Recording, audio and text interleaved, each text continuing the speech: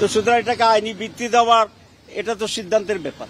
সুতরাং আরো 1 মাস ঘুরে গেলে দেখা যাবে যে আমরা ব্যাক টু দি প্যাভিলিয়ন, আগে যা কিছু দাঁড়িয়েছি, কিন্তু আরো 1টি মাস চলে গেল আমাদের কাছ থেকে।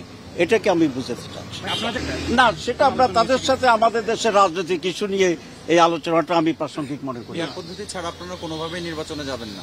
আমরা তো নির্বাচনে যাব না বলিনি, কিন্তু আমরা মনে করি পেয়ার পদ্ধতিটাই হচ্ছে উত্তম, এবং সেই দাবি আমরা করছি, আমরা যুক্তি দিচ্ছি, আমরা বোঝানোর চেষ্টা করছি, আমরা আশা করছি যে আমাদের যুক্তি মানবে এবং সে ভিত্তিতে আমরা নির্বাচনে যাব।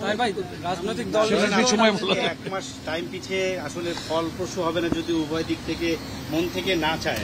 এক্স্যাক্টলি, যদি পেয়ার পদ্ধতিতে না হয় বা এই বিষয়টা না মানে, তাহলে আপনারা আসলে না, আপনি অ্যাডভান্স কেন বলছেন যে এটা না মানে? আমি তো মনে করি এটা মানবে।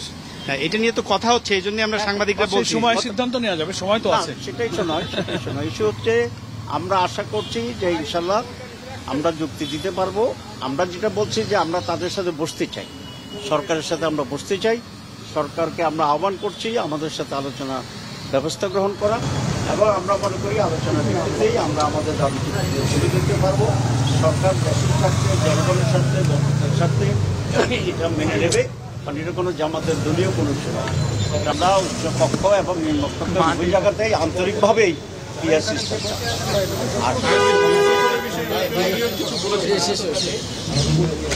আর 2 নম্বর হচ্ছে আলোচনার টেবিলে এটা সম্ভব আপনারা মনে করছেন, আমরা আলোচনার টেবিলে যাওয়ার পক্ষে, আলোচনা হওয়ার পক্ষে।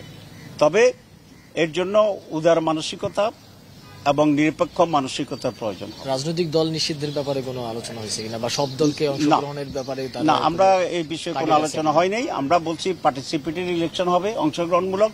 এই অংশগ্রহণমূলক বলতে আমরা জনগণের অংশগ্রহণকে বোঝাচ্ছি, কারণ আপনারা জানেন যে বিগত 15 বছরে ইলেকশনে মানুষ কোনো ভোট দিতে আসে না। আজকে যে মিটিংটা হলো, আপনারা কি মনে করছেন এই মিটিংটা আপনাদের জন্য সফল? হ্যাঁ, আমরা খুবই ফ্রুটফুল মনে করি, এবং আমরা আরো কিছু প্রশ্ন তারা বলেছে, এখানে হিউম্যান রাইটস এর কথা বলেছে, ওমেন রাইটস এর কথা বলেছে। না, এই আলোচনা তো তাদের সাথে আমাদের হয়। আর 2 নম্বর হচ্ছে আমরা এখনো কোনো যুগপৎ আন্দোলনের সিদ্ধান্ত নেইনি। কতগুলো কমন ইস্যুতে যে সমস্ত রাজনৈতিক দলগুলো একমত আছে, তারা স্ব জায়গা থেকে তাদের মতো করে কর্মসূচি দেওয়ার বিষয়টি রয়েছে, বাধ্যবাধকতা নেই।